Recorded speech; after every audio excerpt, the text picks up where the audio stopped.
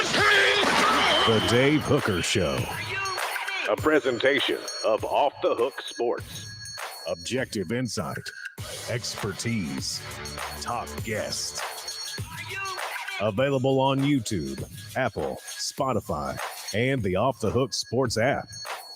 Download now for free. Also available on offthehooksports.com. I compute and obey. Now to Dave Hooker. Ready. I don't usually begin the show with what I got in my email, but this one's from the University of Tennessee. So I'm going to go ahead and share an email moment here with you. And this is from the University of Tennessee Sports Information Department. And I know a lot of you like to keep track of how many days until actual kickoff. Maybe Caleb and I are a little bit different because we count down SEC Media Days as we broadcast live from last week. We also count down the beginning of fall camp. So here we go. I got the email just moments ago. Tennessee's Football Media Day will be Tuesday, August the 1st, which is in about 6 days, depending on when you're watching this. Josh Heupel will be available. Tim Banks will be available. Joey Halzle will be available, the defensive and offensive coordinator, respectively, and select players as well. So we will have coverage of that, but bam, here we are. Less than a week away, and I know practice will begin the very next day. So this is a very good time to be a Tennessee or SEC football fan. Let the other countdown begin because it is here. Practice is set. Caleb Calhoun, how are you this morning as we've got a lot to get to?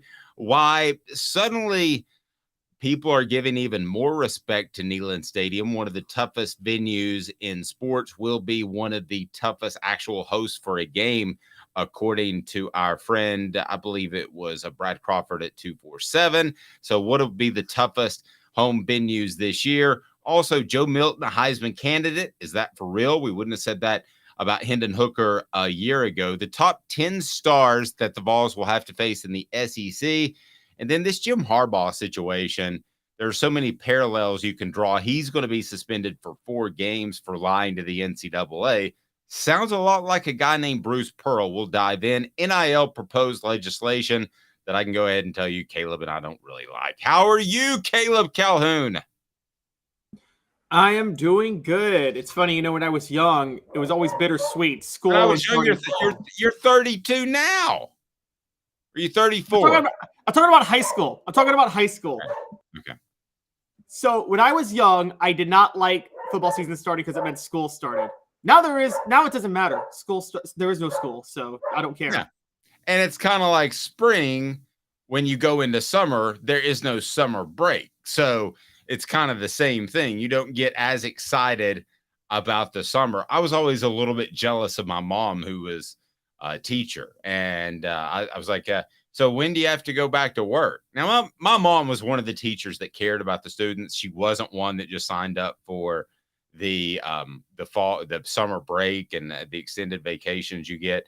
But I tell you what, it would be nice to be a teacher and have 3 months off. She taught a lot of the times in the interim, but I tell you what, it would be nice to have 3 months off as a teacher. That would be pretty cool.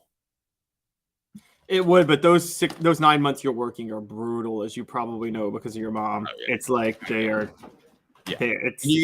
And when you factor it out, you get paid, I think, about $11 an hour when you really factor it out. So I just want to go ahead and say all the teachers deserve more money. I feel the same way about a lot of our civil servants, especially I've got a lot of firemen that work out at my gym, way stronger than me, by the way.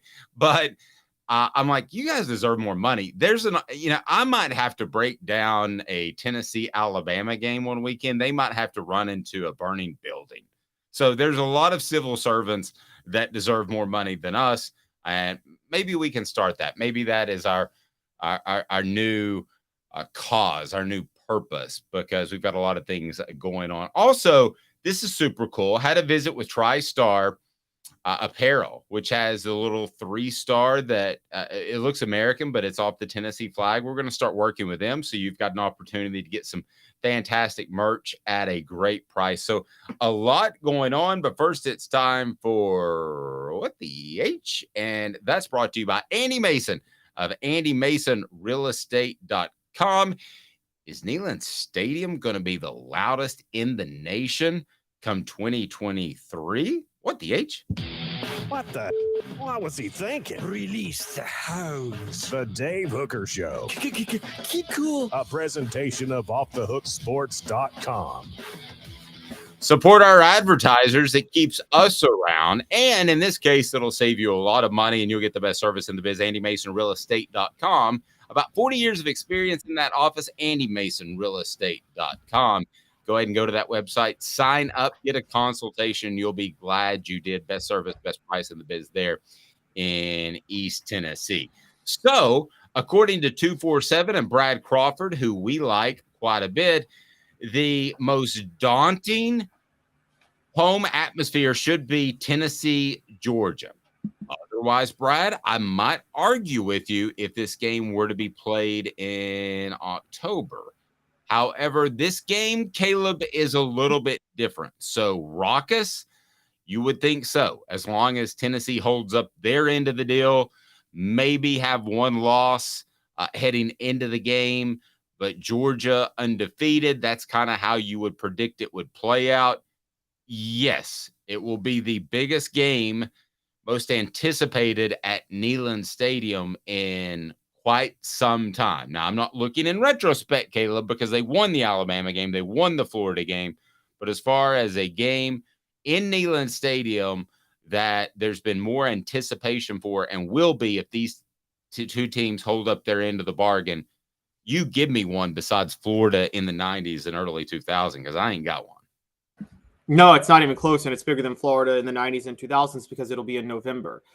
Tennessee has played bigger games in November. Maybe. I don't know. Debatable. They've played maybe bigger games overall as regular season games. They've not played regular season games of this potential magnitude this late in November because they were usually playing Vanderbilt, Kentucky. Now, historically, there were moments where Vanderbilt, Kentucky were big deals. Okay, but college football wasn't as big in 1950 as it is now. It just wasn't. So it's not going to have – and Neyland Stadium did not have 100,000 seats in the 1950s like it does now.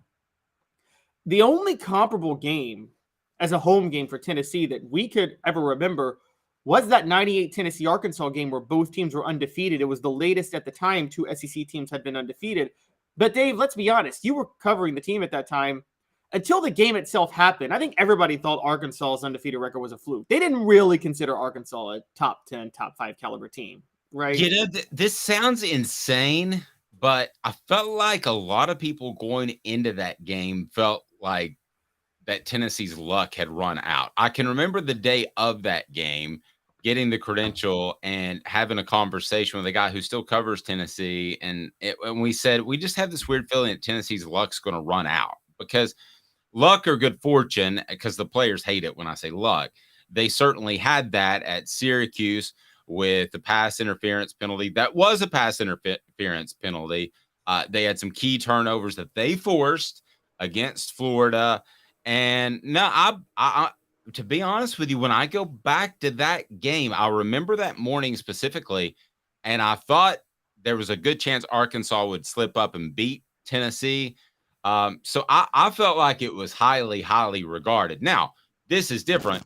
This is Georgia on November the 18th, where all you've got is Vanderbilt left. So even if you lose to Alabama earlier in the season, you've still got a college football playoff berth to play for. You might have a Heisman Trophy, which we're going to get into with Joe Milton a little bit later. So it's definitely the biggest since then.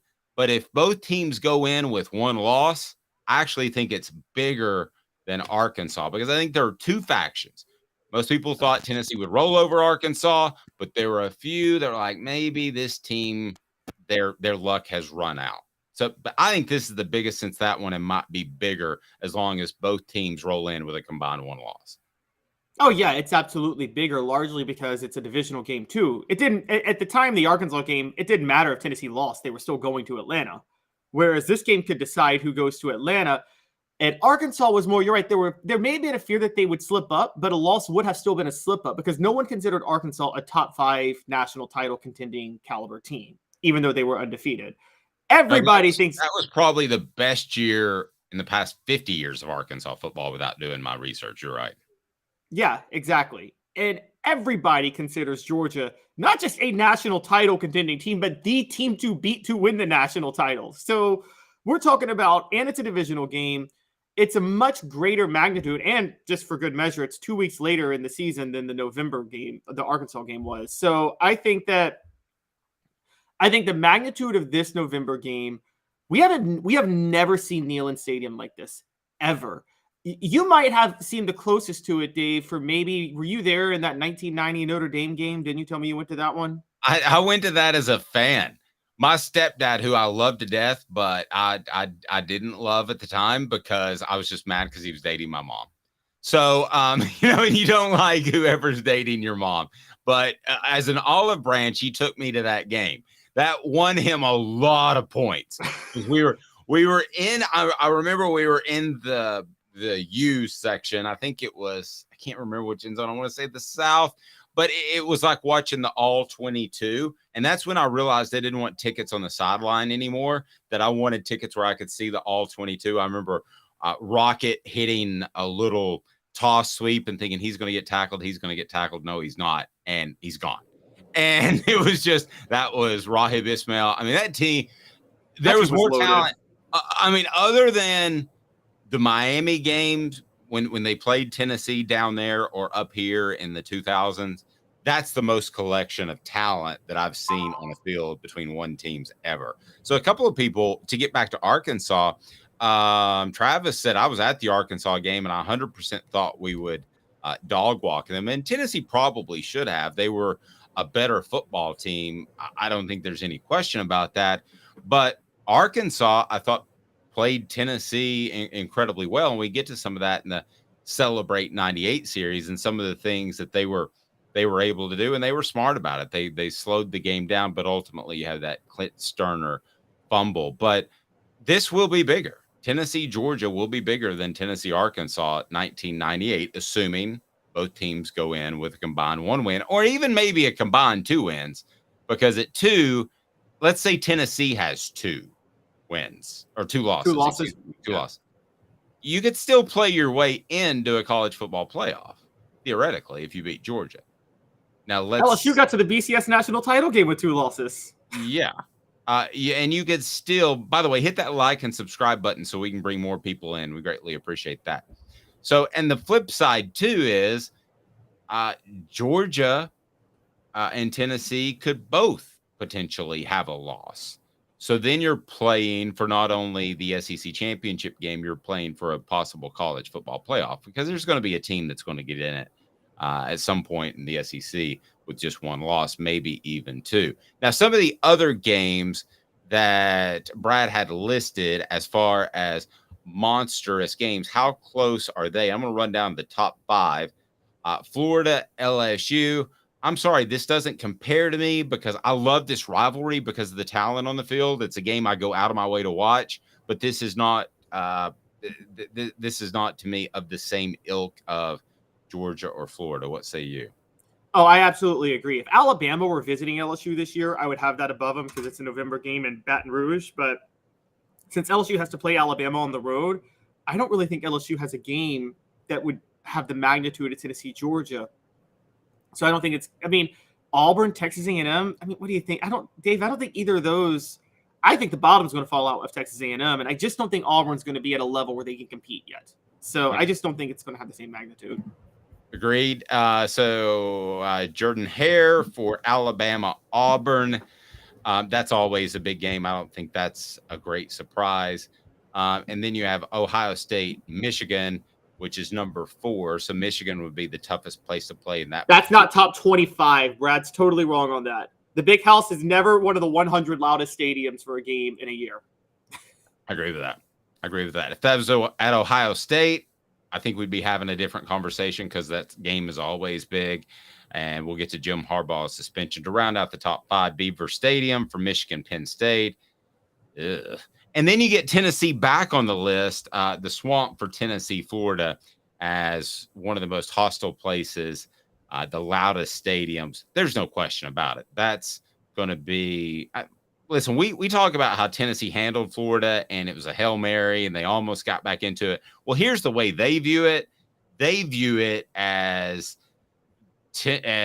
our guys, Florida, almost beat Tennessee on the road. We're one pass away. So revenge game, absolutely no question about it. A huge, huge revenge game. Absolutely. And they could actually say, even though you and I disagree, I actually agree with Billy Napier's decisions to do it.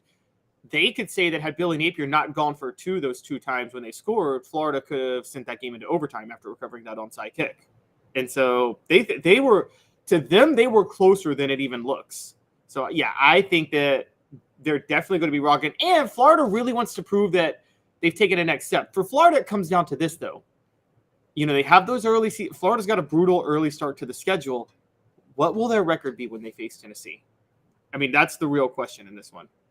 Yeah, and Mr. Jones had a point. AR is gone. Anthony Richardson is gone. And I don't think he was a great college quarterback by any stretch of the imagination, but you don't know him early in the season. How do you prepare for him? So I think that was challenging for Tennessee. I think they would have done a lot more of the muddle rushing, as I call it, to prevent him from getting outside. They talked about that early in the week, but really they didn't accomplish that goal. So I think Anthony Richardson last year, even though he wasn't a great college quarterback, Caleb, was incredibly tough to prepare for in September. Would you agree with that? Yeah, but here's the thing. I always feel like the schematic coach has the advantage over you, and you tell me, Dave. I feel like the schematic coach has the advantage over the coach with Jimmy's and Joe's early in the season. Am I right about that? And it depends where the Jimmy's and Joe's are. If the Jimmy's and Joe's are on defense, I'll take the Jimmy's and Joe's. But I see where you're going. If they're on offense, then I'll take the schematic coach. Because the reason I say that is, for years, Tennessee fans, and you hear Fred White say this, they always say, if we could have just played Florida later in the year. And the reason I always felt was because Tennessee had the better players. Florida just had the schematic advantage with Spurrier. Whereas, okay, maybe they could have figured out Florida's tendencies a little bit more and their own tendencies a little bit more had they played them later in the year. You and I may differ, and please don't tell Fred this. But I don't think there were many years where Tennessee was actually more talented. As talented as what Tennessee was shooting for. The NFL tells a different story, though. Okay. Tennessee loaded the NFL way more than Florida during the 90s. Well, okay, let's do that tomorrow. How about that's on tomorrow? Because Joe Milton III, Esquire Jr., he is suddenly a dark horse Heisman candidate. So here we go. Nothing like winning the Heisman in July. Hey now. Let's go ahead and get to 4 downs. 4 downs is all about Joe Milton potentially winning the Heisman. Take me to Pro Football Focus, who I would say is my favorite because I think they do use scouts. I don't think they're right all the time. I think they've gotten a little bit bloated. But I, for the most part, the guys that write at Pro Football Focus that know ball, I like the most. And why do they have Joe Milton as the SEC's dark horse Heisman candidate? And who else might be mentioned as we change gears, and we'll get to 4 downs, brought to you by Zen Sports here momentarily. Tell me why Joe Milton's on this list. So Joe Milton, PFF, for those who don't know, is a numbers-oriented site more than anything else. It can be flawed and can be skewed because it's numbers-based. Particularly, they use certain types of numbers to judge offensive linemen. And that's, Dave, you know more than I do. Offensive line, more than any other position, you need to use the eye test. You can't really use numbers with offensive line. But you can at quarterback, and they're just bringing up the fact that, look, he threw for 971 yards and 10 touchdowns last year, averaged an 11.8 yards per pass, led to a 86.1 PFF grade on 91 dropbacks, which is just an insanely good PFF number overall if you break all of that down. So they're just looking at those numbers. They're looking at Josh Heupel's system. They're looking at the fact that he's taking over, and they're like, I mean, the real question in PFF's mind would be, how is he even a dark horse? at this point. Interesting. I think he's much more of a dark horse to be a top 5 pick than win the Heisman because of the tangibles, the Anthony Richardson factor, which there have been other guys that have been able to do that. So let's go 4 down. But playing Georgia in November helps because, again, amen. To circle back, no question. Playing Georgia helps. Yeah, I really hadn't thought about that till you brought it up just a couple of weeks ago. Playing Kentucky and Vanderbilt in November is all but a sledgehammer to your Heisman hopes. I mean, it just doesn't matter what you do. You can go 23 of 26, throw for 330 yards, and they're like, it's Kentucky. Back in the day, not now. It's Vanderbilt. Still. And just for a quick stat on that before you go to 4 downs, Peyton Manning's best game statistically was against Kentucky in 97. Remember that 523 yards, 5 touchdowns? His Heisman stock fell that day. Yeah.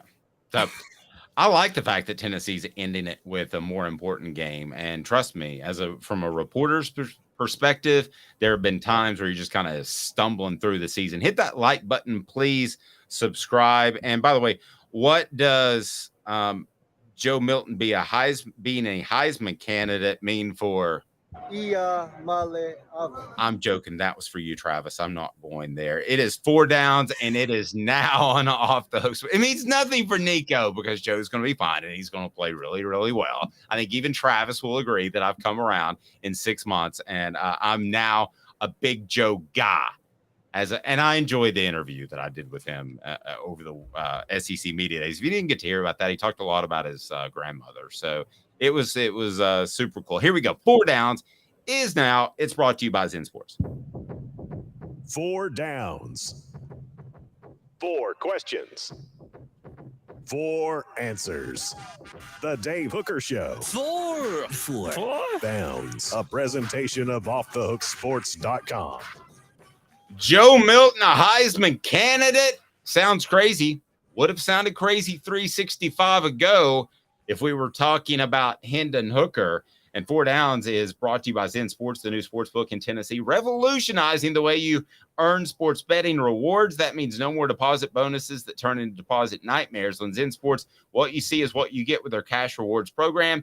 You get a lot of cash for a welcome bonus, earn an unlimited 5% cash back on your betting volume for your first 15 days when you sign up with the code HOOKED. That's right, unlimited 5% cash back. Use the promo code HOOKED. Support our advertisers, and Zen Sports is a great one. Keep betting, keep earning with up to 3% cash back on your betting volume every month after that, and refer friends to earn a percentage of their betting volume as cash rewards too. Zen Sports is bringing the cash back to Tennessee, so if you bet big on sports, you want to be betting on Zen Sports. Zen Sports betting just got better. So here we go. 4 downs brought to you by Zen Sports today, and Cooper Mays is always nice to keep track of the downs for us, even though a center doesn't really do that. We think that's what makes it funny. Cooper, before we get to first down. Cooper Mays here. Hit like and subscribe. Thank you, Coop. First down. Coop here. First down. Is Joe Milton a Heisman candidate, yay or nay? Right now. Not right now. I say nay. Hey Now by Hank Kingsley means I agree with you. So that's first down. Joe, Coop, let's get to second down. Cooper Mays here. Second down. Will Joe Milton be a Heisman candidate? And by Heisman candidate, I'm not talking get to New York. We'll get to that. But I'm talking be in the conversation of the top 6 to 8 guys like Hendon Hooker was throughout the season. Basically, after they beat Florida, he was somewhat in the conversation. Alabama, that was his Heisman moment. So will he be a Heisman candidate? That's a different question than is he? You see, this is a difficult one to answer because how I answer this question will have everything to do with how I'm predicting Tennessee this year, and I don't like giving away my predictions for the Vols this year. Oh, well, and you're hung up on Nico. No, I'm not. Okay. It's supposedly me. No. That's crazy. I'm telling you right now, Joe Milton will be a Heisman candidate because I don't think a lot of Florida. I think Tennessee gets that win. So you don't win a Heisman Trophy in October. It just doesn't happen. But I'm telling you that he will be on the list with maybe a plus 1,200 next to him, which would be 12-1 odds. He will be on that sort of list. He will not be a cutoff guy that you say plus 2,500. There's no way he can win it. So I think he will be on that list. Coop, what down are we on now? Tennessee center Cooper Mays here. Third down. All right. So answer this question. Joe Milton, and I think I know your answer because I was a little bit surprised by the last one. Joe Milton will be in the conversation for the Heisman in New York or win it. He'll be in the conversation early. He's not going to New York, and he's not winning it. Okay, you ready? You ready for this? I'm ready. Joe Milton's going to go to New York. Wow. Look at Dave over here. From Joe Milton's going to lose his starting job in January to now Joe Milton's going to be in New York. I base, you know me, and I tell you stuff off the record that I can't say publicly. Everything I've heard, everything is going incredibly well. Okay, so barring injury, I think this is a down year of quarterbacks in the SEC. Not that you have to take all SEC players to the Heisman ceremony, but I think he's going to have a better season than Spencer Rattler. I think KJ Jefferson will have an as effective season, but very different in terms of he's going to run the football a little bit more. And I think at some point that writers, whether they should or shouldn't, look at the SEC and they say, who's the best quarterback? I think Joe Milton might end up being the best quarterback. We'll see what Jaden Daniels does. That, to me, is the primary competition at LSU. So if you take that leap of faith, if he ends up being the best quarterback in the SEC, then he's probably going to New York, right? Yeah, I mean, you hate to agree with me on this one. Why do you hate to agree with me on this one? So are you saying, because I interviewed him last week, funny enough, and he's on our show from last Tuesday, if you guys want to check it out, or I think last Wednesday. But who did you interview last week? DJ Shockley at Georgia. Oh, okay, yeah, DJ Shockley. And so are you saying that Joe Milton could be DJ Shockley? And what I mean by that is, you remember, right, Dave, when DJ Shockley stepped in for David Green in 2005, he was better in 2005 than David Green was in any of his 4 years at Georgia. Like, by far. The question actually kind of became, how did Mark Richt start David Green over DJ Shockley? Honestly, the previous few years. Are you saying that could be Joe Milton and Hendon Hooker? Yes, and I'm saying that for a couple of different reasons. Now, Joe Milton has spent actually more time, if you think about it, preparing for the starting role than Hendon Hooker did. Because 2 years ago, Joe Milton was being prepared for the starting role. Injuries happen. Hooker played well. Last year, Hooker was being prepared for the starting role. That's one offseason. Joe Milton is being prepared for the starting role for the second offseason, despite what happened in 2021. So I think he's going to be better than advertised. And I think at the end of the year, I will have Joe Milton as my number one quarterback in the SEC. So I've got to look over at what people are saying on the message board for a second, because people might think I'm crazy. Mr. Jones says Joe is winning the Heisman, and Travis says, Dave, finally wearing orange glasses. Come on in, the water's fine. That's the thing you should like, Travis, is I don't wear orange glasses, but I really believe that will be the case. I think that Joe Milton will, if I had to bet $20 right now, I'm not betting my mortgage, Caleb, okay? But if I had to bet my $20, I would say Joe Milton ends up in New York. All right, now this one's interesting, and somebody's already led us into this conversation. What down is it, Coop? All SEC center Cooper Mays here. Fourth down. Thank you, Coop. Who else will get consideration from the Vols for the Heisman Trophy? Now, I am talking about those plus 2,500 guys that may not even make a list.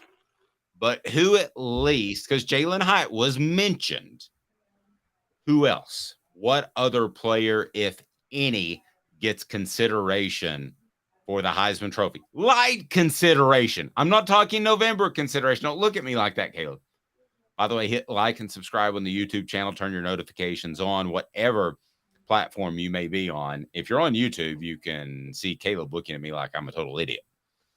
But no, I just have a very, very, very evil thing to say. But okay, what other player gets Heisman Trophy talk for the Vols? Has to be offense, right?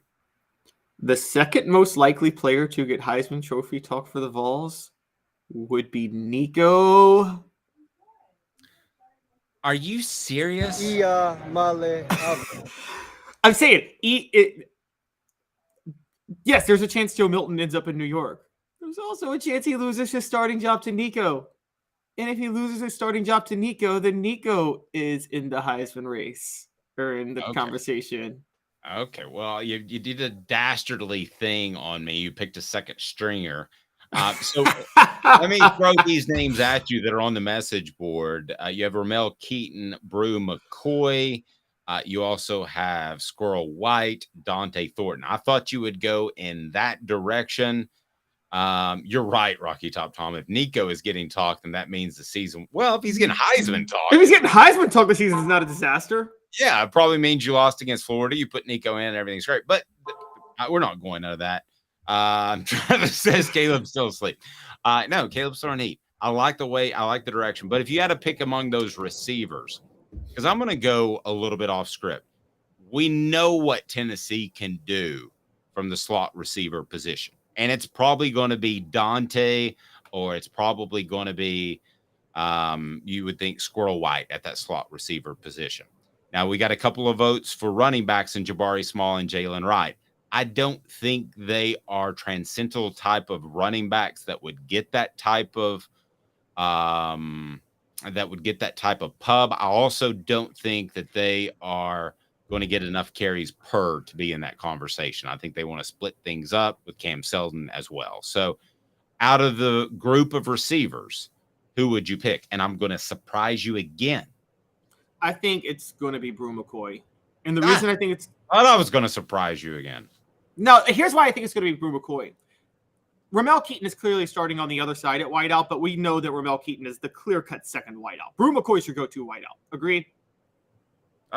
Yeah, he's what's called a number one in NFL terms, and that doesn't mean the first guy you look at. That means a guy that dictates coverage. Brew McCoy is the guy who dictates coverage, and coverage will roll towards him, which strengthens and weakens your argument because he may get fewer catches, but he may have a bigger impact on the game. That's right. That's what scouts tell me. That's for scouts, not me. Here's my thing. I would say Squirrel White or Dante Thornton, but I actually am starting to think, this kind of just entered my mind, I think Heupel may go a little bit different this year and rotate in the slot between both of them because they're both so good and they both bring such a different dynamic. I think they're like last year, Jalen Hyatt was in the slot just regularly all year. What are the chances, Dave, that Heupel does what he did with Princeton Fant and Jacob Warren, but in the slot alternates Squirrel White and Dante Thornton? It would be a departure from what he's done, but I think it's a wise move. So I'm not going to start questioning him until they have a top 50 offense instead of a top 1 offense. But yes, I would try to get them both on the field. Travis says Brew is a man amongst children, but it is not our big play guy. But here is my theory. And yes, they could rotate between drives like they did with Princeton Fant and they did with Jacob Warren last year and I believe the year before. Here is my theory on Brew McCoy, Travis, and tell me if I'm crazy. Yes, he's a man among boys, not our big play guy, according to your post. However, if I'm a defensive coordinator, I'll tell you one thing. That slot receiver, whether his name is Jalen Hyatt, Squirrel White, Dante Thornton, is never beating me again. I don't care if I have to line a guy up directly on his nose and then I've got a safety over top. Beat me with the outside guy because I want to test Joe Milton and how he can throw outside because I believe he's going to be very good over the middle and I believe he's going to be very good with some intermediate short passes. So I'm actually going with Brew because I think that he will have a fantastic season because coordinators are going to say, you're not going to beat me with that slot cat again. I'm just not going down that road. Dave, so remember, though, that did last year was a reaction to what happened in 2021 when they got beat so many times on the outside by Hendon Hooker because and Cedric Tillman torched them so much, they said, we're not going to let Cedric Tillman beat us on the outside. So they sold out to the outside, and that's why Jalen Hyatt was so dominant over the middle last year. Even though Cedric Tillman got hurt, everybody knew that Hendon Hooker could still make those throws with McCoy and Keaton. So you're saying it's going to go back to 2021 where they're going to test the outside and go back to covering the slots. Yes, and then you see what they do. And if the slot's open, if I'm a defensive coordinator, man, I'm not giving up 5 touchdowns to Jalen Hyatt. I'm sorry. I don't care what it takes. I mean, that's not going to happen. That's not the way I'm going to get beat. That would be my theory. So I think it opens stuff on the outside. But a great point by Travis, too. He is a man amongst boys. I actually think that based off people I've talked to, that he is the best NFL prospect on this team, regardless of position. That's not to say Joe Milton wouldn't be drafted higher if he's a great quarterback, or Nico. But right now, with the guys that are on this football team, regardless of position, I think he is the most NFL-ready quarterback, which means you probably have to lose him in a year. But I'm going with Brew McCoy. I know that's a bit outside the norm, and it'll probably be a slot receiver, and we'll see. But I'm going with Brew McCoy at this point. And lastly, Jacob, what do people need to do? Because coming up, we've got some good stuff. The top 10 SEC stars that the Vols have to face in 2023. Who is the toughest?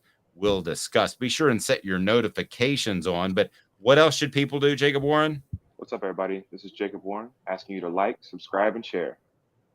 Dave needs this. He does. Back in 2 minutes. Sun, sand, and salt water, the beach is a very relaxing place. Unless you wear contacts. Ow! Open your eyes to the best the beach has to offer with LASIK vision correction from Campbell Cunningham Laser Center. Ah. Hi, Mike Davis here with City Heating and Air, reminding you to always dare to compare. Our team provides quality local heating and air service, installation, and maintenance across East Tennessee. We use only the best equipment like American Standard heating and air conditioning for your residential, new construction, or commercial needs.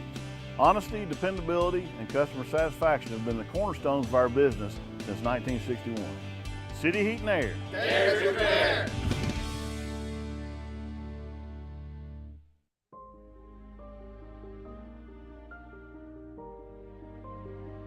Our family has been creating one-of-a-kind pieces of jewelry in West Knoxville since 1986. Each piece is a combination of unique processes that bring your idea to life. Every day in our shop, a truly special item with a story all its own is being manufactured in our facility, bringing the history and family sentiment into a whole new generation of life. We're grateful that you chose us to be Knoxville's best jeweler, a title that we value and respect. Because to me, being a jeweler and owning a jewelry store are not the same thing. I'm Rick Terry. I'm a jeweler, and we want to be your jeweler. Kingston Pike and Campbell Station Road in the heart of Farragut, and downtown on Gay Street right next to the Tennessee Theater. When you want a hard cider that's easy to enjoy, one that's crafted to perfection, you need Tennessee Cider Company. Some say it's the signature cider of the South. Others say it's the cure to your craving. They all say you'll savor every sip. With a selection of ciders free to sample, all it takes is one taste. Visit tncidercompany.com for more information, as well as to shop our ciders and merchandise online. Thirsty yet? Doors open at 10 a.m. You're listening to The Dave Hooker Show, a presentation of OffTheHookSports.com. The internet is full of pictures of each and every one of you. Available on YouTube, Apple, Spotify, and the Off the Hook Sports app. Download now for free. Is there nothing you people can't do? Also available on OffTheHookSports.com. Great idea by Caleb Calhoun, and the top 10 SEC stars the Vols will have to face in 2023. By the way, refresh website. So let me know what you think of that. You can always email me at dave@offthehooksports.com. I am a man of the people because I am one of the people. So would love to hear your feedback on that. We're pretty pleased with it as we get off and rolling for what will be year 2 of Off the Hook Sports, but it's year 1 was interesting. So we've got a lot to get to. People are loving Caleb. Look at Rocky Top Tom says, and I'll put it on the message board. Great point, Caleb. I keep saying that coach's offense changes just a smidgen every year to account for positional talent and full people. And let's be honest, I think we all love Dante Thornton and Squirrel White. Maybe me in particular. I'm a very fond of Squirrel, and based off what I've heard. But Brew McCoy, I believe, is a different level of athlete, and I think that's going to prove when you see that in the NFL. But we're discussing whether or not the slot receiver position will still be Tennessee's go-to. That's going to be fun to watch, and we will determine that, I'd say, fairly early in the season. But I think Josh Heupel is pretty darn good for being able to adjust on the fly. So the top 10 players that Tennessee will have to face in 2023. And this from list the SEC is specifically. In the SEC specifically. And this list is brought to you by Craft Treats. I'll tell you more about that momentarily. So if you were to look at this last year, you'd probably have Stetson Bennett up high. Despite all the knocking, he ended up playing really well in his final year. And I think he answered a lot of questions even before last season. You would have Bryce Young. You would have maybe Will Levis at the time. You may even have Spencer Rattler. It was a very strong quarterback class as far as guys that were going to take the field. Caleb, that is not the case this year. When I look at your list, without giving anything away, the top 5 are defensive. 3 are defensive players, and 1 is a tight end. Before we get into those, as far as the top SEC stars that Tennessee will face in the upcoming 2023 season, how different does this list look in just a year? Don't forget to hit the like and subscribe button. It helps us bring more people into the channel. But this list, I gotta look for the acronym QB. That's not easy to find. Yeah, it was really, really hard for me to compile this list because last year was a lot easier when I was doing it. You're right. It was Bryce Young, Stetson Bennett. I believe, I think I might have had Malik Neighbors. No, I can't even remember, but I was at another place when I was doing that then. And it was a lot easier for me to compile that list. This list was so difficult. And full disclosure, I try to spread it out when it gets a little tight for tiebreakers because I don't want everybody on the list to be a Georgia or Alabama guy. You know what I mean? It's like and that gets a little bit, that makes it tricky. So I went a little communist and spread the wealth a little bit to other teams.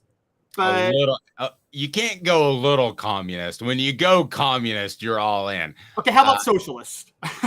Okay, yeah, very socialist list, but I thought appropriate. I mean, again, you could name 3 Georgia players on their defensive front if you wanted to, and so let's think Georgia's whole offensive line is the top 5 if I wanted to. There you go. So what player concerns you the most? I don't want to say scares you the most. Go ahead and fill it in on the message board.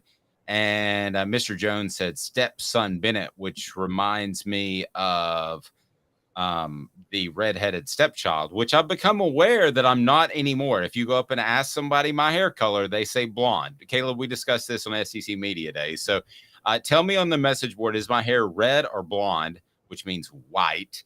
And let me get your thoughts on that. But in particular, what player concerns you the most? What SEC player concerns you the most on Tennessee's schedule? So let's start from the top and work our way down. Ainias Smith, running back, Texas A&M. Ooh, doesn't jump off the page, but you're right. Yeah, he was hurt last year, and people forget this, but he had over 500 total yards. He had over 500 yards rushing his first 2 years. He had over 800 yards from scrimmage in 2020, and he was a punt return specialist, averaging over 11 yards a punt return, running one back for a touchdown 2 years ago. If he's fully healthy, I mean, he could be like their Alvin Kamara. So just watch out. All right, linebacker, Missouri, Tyron in the hopper. Should have been a first-team All-SEC guy. 13.5 tackles for a loss. There's questions about Missouri's defense and their team as a whole, but he is not one of those questions. And he has better hair than Eli Drinkwitz. Princely Human Milan. I did my best. Florida, defensive lineman. You say he should have been preseason first-team All-SEC. Yeah, I think the best all-around defensive lineman in the SEC. I mean, he's about 260, but he can line up in the middle if necessary sometimes, and he can play on the end in a 3-4. And I mean, we're talking 9.5 tackles for loss, 2 forced fumbles, 4.5 sacks.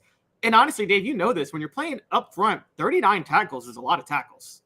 That's right, making a lot of plays. No doubt. All right, and I love my guy, Caleb, because he goes an offensive lineman from Alabama, and he respects the offensive line play, which a lot of people his age and that Gen Y or whatever he does, whatever he is, they don't respect that. But J.C. Latham is every bit as important to Alabama as Darnell Wright was last year. I mean, he is a guy who's going to be able to open up holes at right tackle.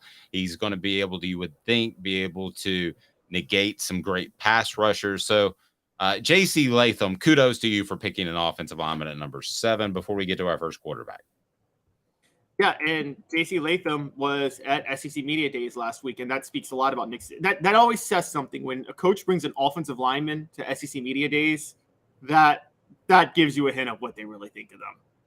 Yeah, and I was talking to Scout last year, not to get sidetracked, about Darnell Wright, and I was thinking, yeah, Darnell Wright would have been good at this thing last year, but they did bring Trey Flowers, and I thought they should have. That was their defensive player, and then they brought Hooker, and they brought Cedric Tillman.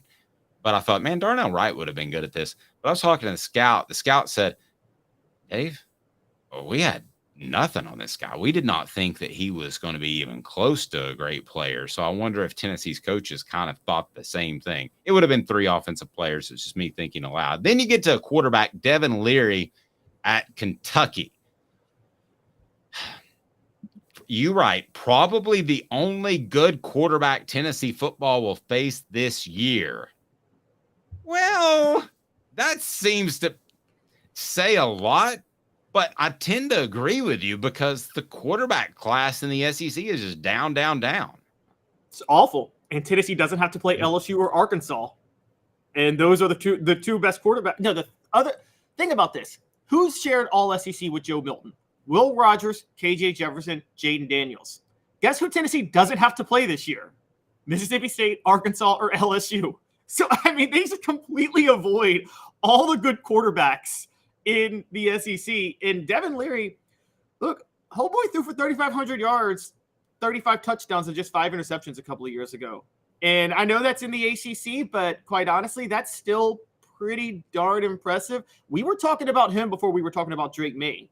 And now, by the way, Liam Cohen is back at Kentucky. I keep saying this. That's the most schools that got new offensive coordinators at Tennessee this year, in the SEC this year, made bad hires. Kentucky made a good one. Liam Cohen's a dangerous OC. Yeah, I like how you say Devin Leary, your homeboy, because a lot of people don't know that Caleb and Devin are distant cousins. All right, let's get into the top 5. We have Antoine Wells Jr., wide receiver at South Carolina, James Dumas Johnson, I don't want to pronounce it the other way, linebacker, Georgia. And then I'm going to tell you who I would have in the top 3. You have Kool-Aid McKinstry, the defensive back, Alabama, Brock Bowers, tight end, Georgia, and then Kamari Lassiter, defensive back out of Georgia. I would actually have Kool-Aid number 1, me personally, and then I would have Brock Bowers a close number 2, not only for the best SEC players that Tennessee will face this year, but if those guys happen to be side by side in the NFL draft, and let's forget about need. I got into a conversation with Tyler Ivins of the Sports Animal. Who are you taking, McKinstry or Bowers?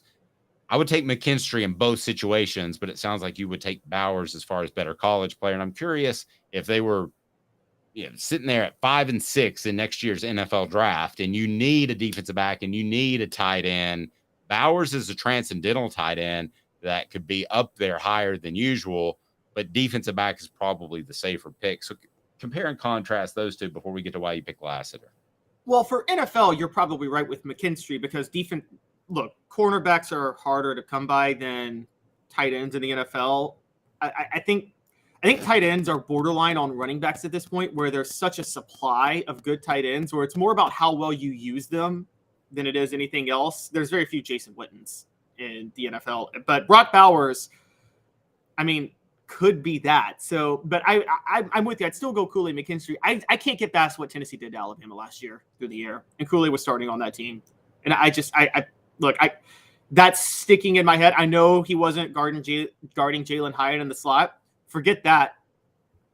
A 15-second drive went to Tennessee's 2 wideouts. I believe he was on Ramel Keaton for that last catch.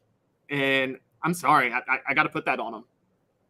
All right, so that leads us to today's tough question, and it's brought to you by Craft Treats. Now that we've had the opportunity to go over it, today's tough question is quite simply, who's the toughest opponent that Tennessee will face? Today's tough question. Take a side. Take a stand. The Dave Hooker Show, a presentation of offthehooksports.com. Brought to you by Craft Treats. They have the chill pills that have the CBD derivatives in it that will help with your pet's digestive issues, will help with your pet's arthritis issues or anxiety issues. Go to crafttreats.com and use the simple promo code Off the Hook to get 20% off. Off the Hook to get 20% off. I love your list. It's gotten clicked on like a gajillion times, so that's good. But it's Spencer Rattler. It's none of your 10 guys, Caleb. It's Spencer Rattler. I addressed that. I know you did. Share with the listeners who like to consume information and content via audio and video as opposed to reading. We're all different. And it's in your column, but it's still Spencer Rattler. It is Antoine Wells Jr., the receiver. That was the reason Tennessee struggled with South Carolina last year. They couldn't guard Wells. It took South Carolina and, who was their offensive coordinator last year? Satterfield? Was that his name? My mind just drew a total blank for a second. It took them till November to realize they had a weapon in Wells, and they started using him because he torched Tennessee, and then he torched Clemson, and now he's first team All-SEC, and it's all because of what he did at the end of the year. Wasn't Rattler. It's that they figured out that they have a guy for Rattler to throw to. Wells is the threat for South Carolina. Let me tell you why Spencer Rattler is the number one threat. Have you ever been to a Cheesecake Factory, the restaurant? Yeah, there's way too many things to order at a Cheesecake Factory. Way too many. It takes 30 minutes to get through the appetizer section. They tried to do too many things with Spencer Rattler this year. I've already been told by a really good source in South Carolina, they're going to dumb this thing down. It's going to be a lot easier. They now know what he does well. Now, if I'm South Carolina fan, I'm looking at Shane Beamer and I'm saying, why didn't you figure that out earlier in the season? I think it's an indictment of his coaching. I was also told by a really good source in South Carolina that he would love the Oklahoma job. Just saying. Okay, but let's start, and that's no joke. But let's start with how they mishandled Spencer Rattler and how they handled him towards the end. And they handled him a lot better. They did things that were a lot more simple. So instead of going to the Cheesecake Factory where the menu is way too big, they're going to go to what I like to drop into every once in a while, the taco carts. So we have frequently in my area, we have tornado issues. So the taco carts will show up to feed the workers who come in from all over the country to rebuild homes and take down trees and that sort of thing. So there is a taco cart that is on the way from the gym to my house that I can stop in and I can get 3 tacos for like $8. Well, there's not a lot of choices in those tacos. There's chicken, beef, and shrimp. Bingo. That's what they're going to do with Spencer Rattler. he is going to ride the taco cart to success, or he's going to fail miserably again because he's got the Cheesecake Factory menu in front of him. And I think he'll have the taco cart menu. That's why he's number one. Hit like and subscribe. There's a gigantic flaw in your argument. You just can't get analysis like that. We're talking food. We're talking lunch. Click like and subscribe. I'll give you your chance, but I'm 100% right. But here you go, Caleb. What is your take on that? Taco cart rattler. South Carolina's. Travis, give me a little bit of credit. That is a pretty good analogy. He had the Cheesecake Factory initially, and it was too much for the entire offense to handle. They're going to dumb it down. That's what they did against Tennessee and Clemson. Or it's like because Jaru and I went there last week during SEC Media Days. It's like Raising Cane's. You can only order chicken basically. But I see your point. All right, here's the flaw. They brought in Dowell Gaines as offensive coordinator. And guess what? I have the unique distinction of being a Titans fan and having been tortured by his stupidity. This is a guy that chose not to bring in Peyton Manning in 2012 because he felt Jake Locker could pick up complexities as quickly as Peyton Manning could. And then he opened up the offense for Jake Locker when he had Chris Johnson as his running back instead of simplifying it. And Jake Locker was a disaster. And that's what's going to happen with South Carolina this year because Dowell Gaines thinks everybody can handle the most complex. It's going to be like how Randy Sanders thought Eric Gaines could just handle everything Peyton Manning could in 2005 and threw the entire playbook at him. That's what last year was to Spencer Rattler to me. I think it's going to be different this year. And if I'm wrong, if they throw everything at him, then everything I said is moot. You were probably right. You were probably right about Rattler. But they did not hire the offensive coordinator who would do that. They hired an offensive coordinator who is dumb as a box of rocks and thinks everybody around him can handle anything. And so, I mean, it's dumb as a box of rocks and go kick rocks are two of my favorite sayings. And I'm sorry. I know I need to dial back, but I take my feelings on Gaines personally because he was so bad as the Titans OC. So transcendently, horrifically bad. Okay. Here's why I am madder than darn it if I'm Bruce Pearl today at the end of July when I'm about to start having my 3-on-3 workouts and football takes center stage. So Jim Harbaugh gets a 4-game suspension for lying to the NCAA. Bruce Pearl, essentially, his firing was forced and he got a 3-year show cause that completely put his career on hold. So Jim Harbaugh, explain to those that don't know how he lied to the NCAA. Yes. So Jim Harbaugh lied to the NCAA about a violation, a recruiting violation in 2021. It was a rules violation. It had to deal with recruiting during the COVID dead period. Something that very similar to Bruce Pearl was the most minor violation, and had he just come clean, it wouldn't have been a big deal. But he did. It's always the cover up, going back to Nixon, isn't it? Going back to Nixon, always the cover up. For me, it was I did not have. Okay, sorry. But anyway, so it's a very minor infraction. He lies to the NCAA. That's it for me. He's fired. Okay. If I'm Michigan, you lie to the NCAA, that's your governing body, or you lie to me, you're fired. Same thing with players. If you lie to me, you're pretty much gone. Is there a rare exception where you could be like an incredible player and it's a gray area? Yeah. But for the most part, you lie to me, you're gone. That's always been my stance on that. So I have no problem with Bruce Pearl as much as I love him, and I had a great relationship with him, and I wanted him to stay at UT. But he lied to UT on multiple instances. He lied to the NCAA at least once, quite possibly twice. That to me is a very fireable offense. So to get a 4-game suspension is nothing close to putting your career on hold for basically 4 years. He should have gotten something even worse, in my opinion, because I think lying is, in these situations, unforgivable. Jim Harbaugh would not be my football coach if I'm the athletic director at Michigan. You just can't lie in these situations. And Tennessee has proven that. They came clean and they were honest, and the NCAA took it easy on them. You do the opposite, and don't think the NCAA is not going to remember this. If Michigan gets in trouble 2-3 years from now, that might be when they drop the hammer on Michigan.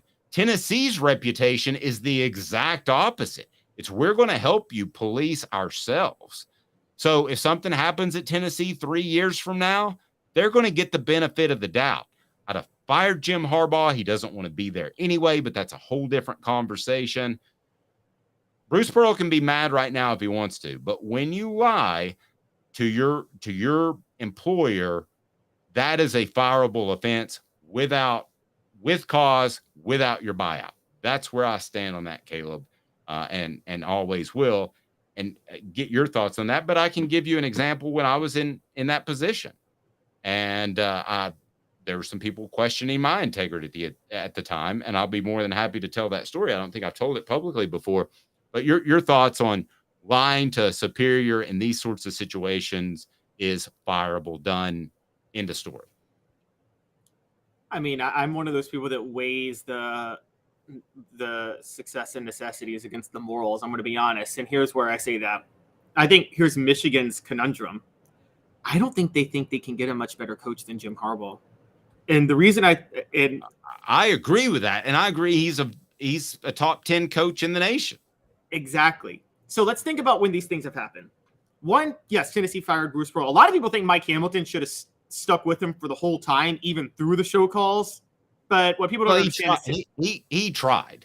Remember they had that press conference where he was going to be suspended for 6 games, and then the NCAA said, hey, I'm going to make a phone call to Mike. Yeah, exactly. And also remember, Tennessee was under – here was the real thing. Football's the engine that drives the train. Tennessee was under an NCAA investigation for football violations at that same moment. You can't thumb your nose at the NCAA to save your basketball program when your football program is on thin ice. That you just can't do that. But and then another similar situation that happened around that same time. Let's give a comparison. Remember Jim Tressel lying to Ohio State about the covering up the players? Can't lie. But I'm going to tell you this right now. I'm going to tell you why Ohio State fired Jim Tressel and Michigan didn't fire Jim Harbaugh. Dave, you and I both know Ohio State had a secret deal with Urban Meyer to hire him a year later, and Luke Fickell was undercut that whole entire season he was coaching Ohio State. He had absolutely no support because he knew that he was going to be the same way Bill Battle knew he was going to be pushed out midway through 1976. Luke Fickell knew that he was going to be pushed out no matter what happened because they wanted Urban Meyer. And Urban Meyer was undercutting him at every single turn. And that's why they were willing to fire Jim Tressel, because Urban Meyer was on the open market. Michigan doesn't have an Urban Meyer on the open market right now. Let me share this story with you. I know a lot of people don't like journalists and don't like media, that they think intrinsically that they are maybe disingenuous or maybe even untruthful. When in my experience, it's been the exact opposite. I know of a person who one time was asked to get a comment from Philip Fulmer. He said Philip Fulmer didn't feel like talking about it because he forgot to ask. That was a lie. And he was drafting his resignation letter the next day, and I talked him out of it. But as it comes back to me, let me share a story. So many of you, if you Google me and Inky Johnson, who I love to death, I interviewed him because a person within the program said Tennessee Sports Information Department is not making him available. This is about 2.5 weeks after the Air Force injury. He really wants to say thank you to the fans. I'm like, super. All the interviews went through Tennessee Sports Information Department. Everybody had requested him at the time. So, and good morning, Mr. Grindstaff from Wisconsin.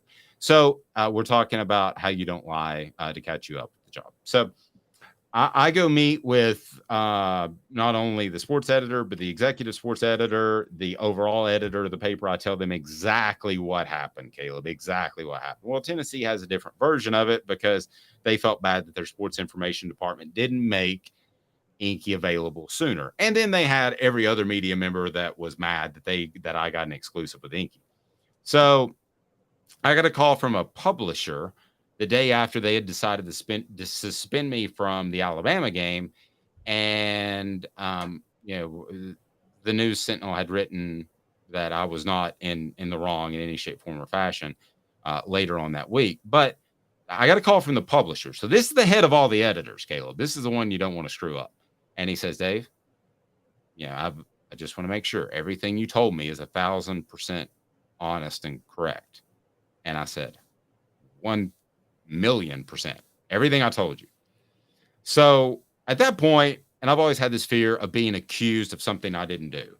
So the Tennessee's notion was I caught Inky in a parking lot, ambushed him. Not true. So I go home later. Well, no, we went to a bar, my wife and I, because it was a very stressful time. And after about 2 bourbon and Cokes, my wife looks at me and says, don't you have that on tape? And sure enough, I recorded every phone conversation because I can't transcribe fast enough. And you could hear it ring that he was calling me, Inky was calling me, and he said, hey, Dave, how are you? So it was the exact opposite of an ambush. So I sent that to basically everybody, the University of Tennessee president, my publisher, and everybody, just to know that I had not in any shape, form, or fashion misled them, and this was set up by an intermediary. The problem was you didn't want to burn the intermediary because he was essentially the source, which Caleb would certainly get from a journalistic standpoint. Had I lied at that moment, when my publisher says, hey, 1,000% true, if I lied to him at that moment, or I lied previously into the investigation into that, I should have been fired on the spot. Boom. No cause, don't even pay me for the rest of the week. That's how I feel about lying in these situations. I know there are gray areas to some people, but in certain situations, there ain't no gray areas. That wasn't a gray area for me in my career. Jim Harbaugh or Bruce Pearl lying to the governing body, the SEC or the NCAA or both, or your immediate supervisor, the athletic director, is absolutely unforgivable. And I love Bruce to death. And if he sees this, Bruce, I love you. But I understand why the university had to do what it had to do. And I will tell you right now that Jim Harbaugh is not my head coach if I'm at the University of Michigan. I understand that. I mean, I totally understand that. And theoretically, from a moral perspective, you're right. And Michigan could probably, I mean, even let's take even the moral side out of it. They might be able to save themselves a headache because given the fact that, like you said, Jim Harbaugh is looking to leave every year anyway, I know they don't think they could find a better head coach, but like, do you really want a head coach who has this violation, suspended 4 games, and you know the second he gets an offer, he's out, he's gone, and he's gone to the NFL and begged for a job. So I could make a strong, pragmatic argument that you're looking for an excuse to move on.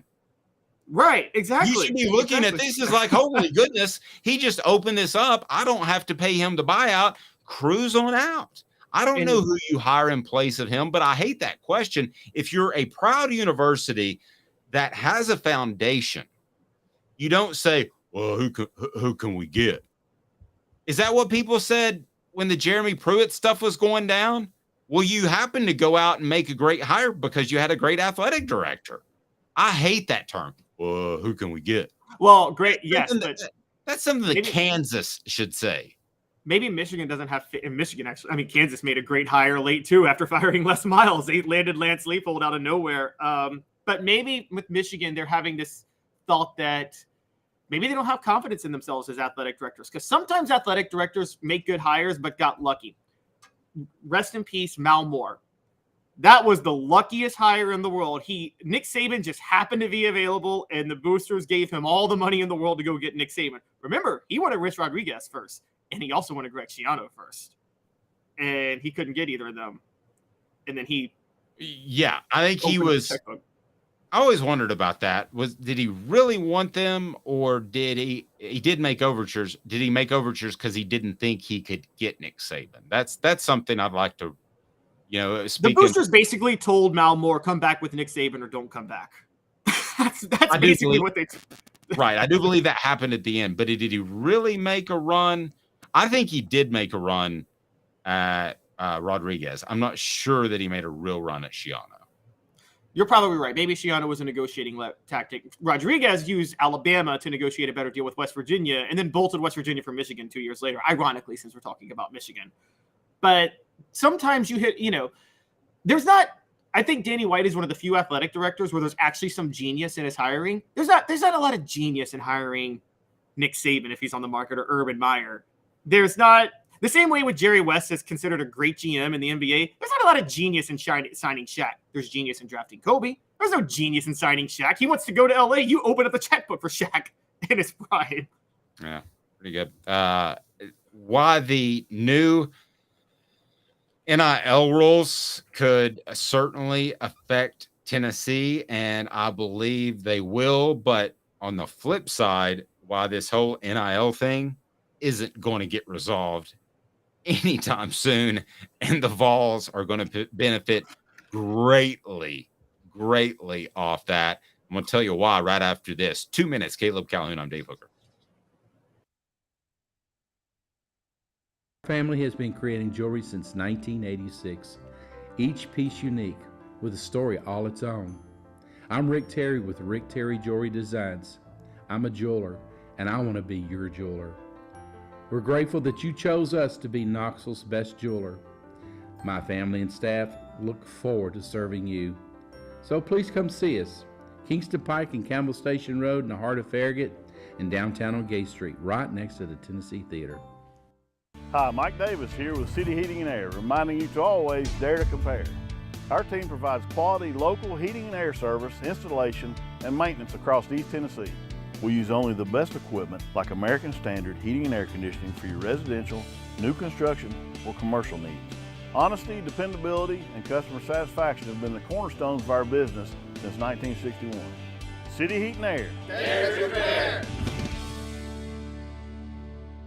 With all that sun, sand, and salt water, the beach is a very relaxing place. Unless you wear contacts. Ow! Open your eyes to the best the beach has to offer with LASIK vision correction from Campbell Cunningham Laser Center. Do you want to own the more that owns every job? Then get to Vassy Lawn and Garden in Cleveland and get you a Toro. I'm David Vassy, here to talk to you about Toro. With a Toro Zero Turn, you'll get more out of every minute and you'll reach the finish line faster. At Vassy's, we like to say, no matter if you're mowing 3 acres a week or 11 lawns a day, homeowners and business owners alike find confidence in equipment they can trust from top to bottom. Vassy Lawn and Garden, Highway 60 North in Cleveland. Man alive, it's worth the drive. These mountains hold and defend a spirit far better than moonshine. A drink that holds flavor, that becomes necessity. A hard cider made and relished by folk who are as hearty as they are legend.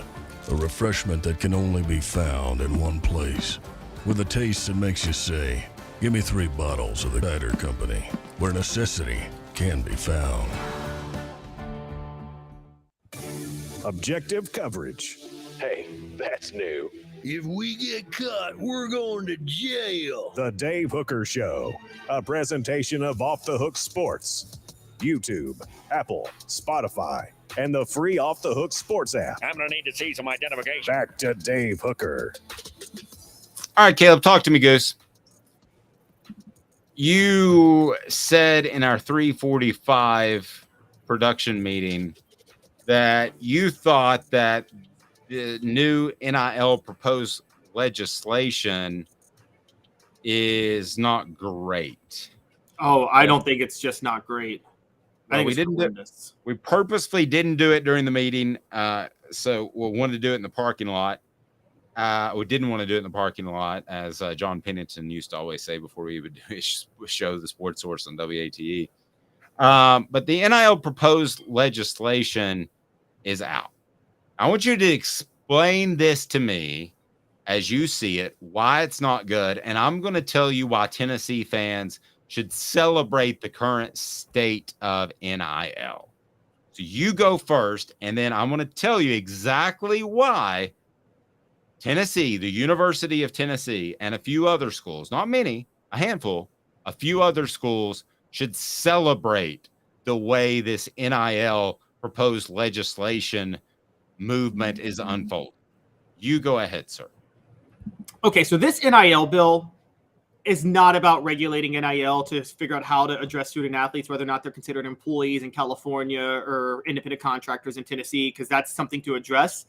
This bill specifically is about nothing more than limiting what athletes can do for themselves, because it establishes it says, let's establish a national standard and preserve Title IX funding. Okay, how? That's a requirement in the bill, but how do you do that? How do you actually go about doing that with NIL if you have a place like California calling them employees? They don't say that. Here's what they do say specifically. Athletes can't make money off endorsements for things like alcohol.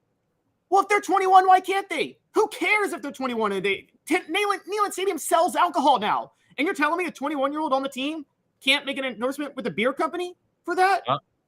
I would agree with that. I do know that they can't because I've tried. So, okay, but here's another one. No, but I do agree with what you said. I have no problem. Now, what about, before I get you sidetracked, what about gambling? Because I've asked that question before too. I am not seeing anything related with NIL and gambling right now. Well, they're not going to allow that. I can go ahead and tell you. Yeah, they probably won't. And I think there's already existing laws with gambling, so it doesn't really have to be addressed as much. But the other one, and this is the big one, the transfer portal. Now, please tell me, Dave, what the transfer portal has to do with NIL. I mean, this is why it's BS. They are using the we need national standards for NIL to crack down on players' rights, because they want to moderate. Who's the I want to make sure we get this straight. Who are the actual legislators that are proposing this? So the two crafters are Democratic Senator Joe Manchin and Republican Senator Tommy Tuberville, former Auburn coach. And by the way, let's look at those two guys for a second. So Tommy Tuberville is getting a call from Nick Saban because he doesn't like transfer portal nor NIL. So that's why he's going to back it. Okay, and who was the other one? Joe Manchin and Nick Saban were best friends as kids. Okay, thank you. So this is Nick Saban's bill. This is Nick Saban pulling strings. Yes, this is Saban's bill, and mainstream media is going to love it because mainstream media doesn't look at the quality of bills. If it's bipartisan, they love it. They don't even care about what's in it. They're like, oh, bipartisanship. We love bipartisanship, and that's what they're going to do with this. And so they are going to moderate the transfer portal by requiring student athletes to complete their first 3 years of academic eligibility before transferring without a penalty. Now, are you kidding me? This is just bringing back the old rules. They are putting their own feelings on players having too much power into this bill that has nothing to do with creating a national standard for NIL. And it's a terrible bill because of it. They're just trying to transfer power and money back from the players into the hands of coaches and administrators. That's all they're wanting to do. I agree. And Tennessee is in a great spot. Why? Because none of this is going to happen. Not anytime soon. And you and I talked about it, and I talked about it with someone else at SEC Media Days. It may have been Greg Sankey, but I'm like, Commissioner, I mean, they've got a lot. It was Greg Sankey. I was like, well, this just in. Congress has a lot going on with an economy, and there's this Ukraine thing, and where do you possibly fall on the list? And as nice as he could say it, he was not real high. Not real high right now. And there are a lot of other things that are going to be higher on the list. So this actually got uncovered. And I think we are the only ones that talked about this a year ago in Off the Hook Sports. I asked Greg Sankey, I said, what kind of time frame are you looking at? And he goes, well, you got the midterm elections coming up. Well, I mean, that was last year. Okay. And then he said, you have the presidential elections coming up. Well, that's 2024. None of this is getting passed anytime soon. None of this is going to happen anytime soon. If you like to sit back and wait and read about proposals, then fine. We can all do that, and we can address what's fair and what's not. But the fact is, nothing is going to change anytime soon. And as long as it doesn't, then Tennessee's in the catbird seat. Let's say something goes wrong with Spire, which I'm not implying it will be. Somebody else will fill that void.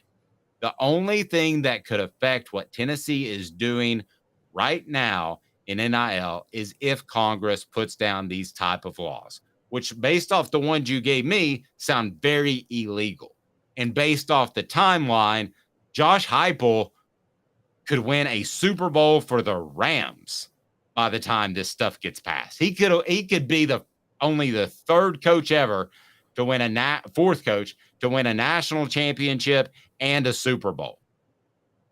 I mean, this is not going to happen within 3, 4, or possibly even 5 years.